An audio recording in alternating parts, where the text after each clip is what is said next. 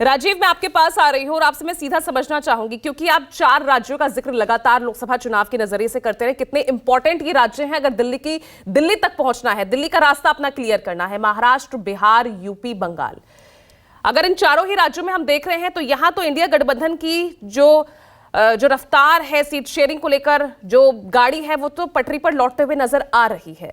लेकिन उनके सामने वो गठबंधन है एनडीए जो उन्हीं को तोड़कर अपने आप को मजबूत कर रहा है। और ऐसे में मैं समझना ये चाहूंगी, एक तरफ इंडिया गठबंधन की एकजुटता जो दिख रही है और दूसरी तरफ वो मजबूत गठबंधन जो पहले से ही चुनौती है। तो ऐसे में अब सियासी समीकरण आपको 2024 का कैसा दिख रहा है, कितना बदलता दिख रहा है?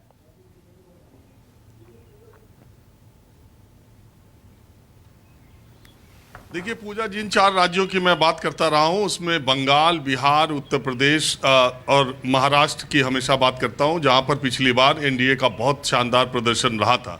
और अब अगर आप देखें तो पश्चिम बंगाल में भी ऐसा लगता है कि कांग्रेस और टीएमसी के बीच समझौता होने के बिल्कुल कगार पर पहुंच चुका है और कांग्रेस भी वहां पर टीएमसी के साथ चुनाव लड़ने का पूरा मन बना चुकी है। जहां तक उत्तर प्रदेश की बात है, अगर 10 दिन के बाद कोई चौंकाने वाली बड़ी खबर उत्तर प्रदेश से आ जाए कि एक और दल इंडिया गठबंधन में शामिल हो सकता है, तो उस पर बहुत अचरज नहीं होना चाहिए। लेकिन अभी तक जो सीटों का बंटवारा हुआ है, अभी जयंत चौधरी का मामला सुलटा नहीं है। अभी वो एनडीए के गठबंधन में बीजेपी की तरफ से 27 फरवरी का इंतजार किया जा रहा है। राज्यसभा चुनाव के बाद ये पता चलेगा। जहाँ तक उत्तर प्रदेश में एनडीए की बात है, कई सारे दल जो छोटे दल है, अगर पिछले 2 लोकसभा चुनाव देखे जाए तो लोकसभा में अपना दल के साथ बीजेपी का समझौता था, लेकिन इस बार ओम प्रकाश राजभर भी लोकसभा की सीटें चाहते हैं, संजय निषाद भी लोकसभा की सीटें चाहते हैं और जो जयंत चौधरी को सीटों को देना होगा बीजेपी को, तो उस पर मंथन चल रहा है। एनडीए गठबंधन में सीटों को बंटवारे को लेकर खींचतान उत्तर प्रदेश में, मुझे लगता है कि अब कुछ दिन राज्यसभा चुनाव के बाद ये मामला शुरू होगा। बीजेपी राज्यसभा चुनाव के पहले उत्तर प्रदेश में किसी तरह की कोई बातचीत नहीं करना चाहती है। जहाँ तक बिहार की बात है, जैसा अमिताभ ने बताया, इंडिया की तो तस्वीर धीरे धीरे साफ हो गई, लेकिन एनडीए में जितने सीटिंग सांसद जेडीयू के हैं उतनी सीटें बीजेपी देने वाली नहीं है। दूसरी बात, पिछली बार 2019 में चिराग पासवान और जब वहां पर उनकी पार्टी 6 सीटों पर लड़ी थी, 6 की 6 सीटें जीती थी। अब वो 2 फैक्शन में बढ़ चुकी है, तो आखिर में उनकी डिमांड चिराग पासवान की हमेशा 6 सीटों पर बनी रहेगी। अब पशुपति पारस जो उनके चाचा हैं वो अलग सीटों की डिमांड करेंगे। नीतीश कुमार ये चाहेंगे कि उनकी जितनी सीटें हैं वो भारतीय जनता पार्टी दे। तो इसमें भी अभी हम और जो सहनी की पार्टी है, मुकेश सहनी की, अभी उनकी सीटों का बंटवारा भी होना है। तो ऐसा नहीं है कि सिर्फ इंडिया में ही, एनडीए में भी सीटों के बंटवारे पर खींचतान होगी, लेकिन भारतीय जनता पार्टी का वो ऐसा मजबूत कद है कि जो वो देना चाहेगी वही को लेना होगा। और जिस तरीके से चीजें आगे बढ़ती हैं, सबसे महत्वपूर्ण है दिल्ली।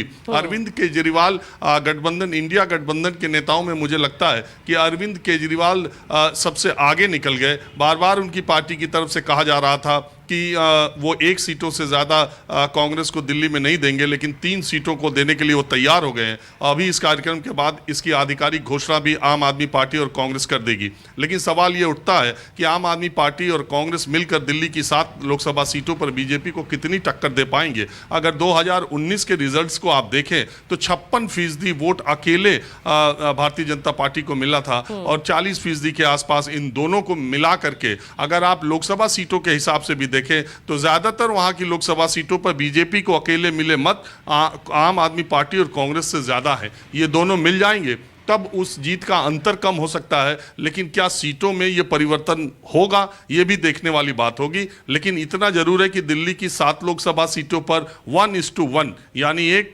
प्रधानमंत्री मोदी और बीजेपी का कैंडिडेट और दूसरी तरफ से विपक्ष का एक कैंडिडेट, क्योंकि दिल्ली में तीसरी कोई पार्टी नहीं है। अगर कोई लड़ता भी है तो उसका कोई वजूद नहीं है। तो दिल्ली में अरविंद केजरीवाल ने यह तय कर दिया कि अब ये मामला आमने सामने की टक्कर का होगा और दिल्ली के विधानसभा चुनाव भी 1 साल बाद होने हैं और ये गठबंधन जो कांग्रेस और आप का है वो विधानसभा चुनाव तक जाएगा कि नहीं, ये भी एक दिलचस्प बात होगी। लेकिन इतना जरूर है कि आम आदमी पार्टी और कांग्रेस, जो माना नहीं जा रहा था कि इतनी आसानी के साथ समझौता होगा, अब परिस्थितियां ऐसी आ गई कि आम आदमी पार्टी ने भी समझौता कांग्रेस के साथ कर लिया। महाराष्ट्र में अभी भी स्थितियां उतनी क्लियर नहीं है। कांग्रेस के साथ ही शरद पवार लड़ेंगे या उसमें हालांकि राहुल गांधी और शरद पवार के बीच बातचीत हुई है। कुल मिलाकर विपक्ष ने अकेले अकेले लड़कर 14 और 19 में देख लिया, उनके पास कोई विकल्प नहीं था कि बीजेपी के साथ वो अकेले कहां कहां लड़ेंगे। तो ऐसा जो पहले से एक बात चल रही थी, लोकसभा चुनाव के बहुत पहले से ये बात चल रही थी कि ज्यादातर सीटों पर बीजेपी के खिलाफ एक विपक्ष का साझा उम्मीदवार होना चाहिए, उस दिशा में अब विपक्ष बहुत तेजी से आगे बढ़ रहा है। लेकिन सवाल वही है कि ये सब मिलकर के भी बीजेपी को टक्कर दे पाएंगे कि नहीं, अभी ये देखने वाली बात होगी। क्योंकि उत्तर प्रदेश में ही अगर आप समाजवादी पार्टी और कांग्रेस के समझौते को देख लें तो उनके भी 2014 और 19 के वोट प्रतिशत को मिला लें तो बीजेपी उन पर भारी पड़ती है। पिछली बार तो उत्तर प्रदेश में बीजेपी 50% वोटों को पाने में कामयाब रही थी, यानी आधे मत उसे मिले थे। तो अभी जब ये मुकाबला आमने सामने का होगा और अभी यहाँ बीएसपी का पत्ता खोलना बाकी है, मायावती क्या करेंगी, चुनाव की घोषणा के बाद उनका यही रुख होगा जो चुनाव के पहले तक है, ये भी एक महत्वपूर्ण बात है। बिल्कुल, लेकिन अब पटरी पर गाड़ी लौटने लगी है, ये एक अच्छी खबर है। अब ये जो है मंजिल तक कहां तक पहुंचती है ये देखना होगा।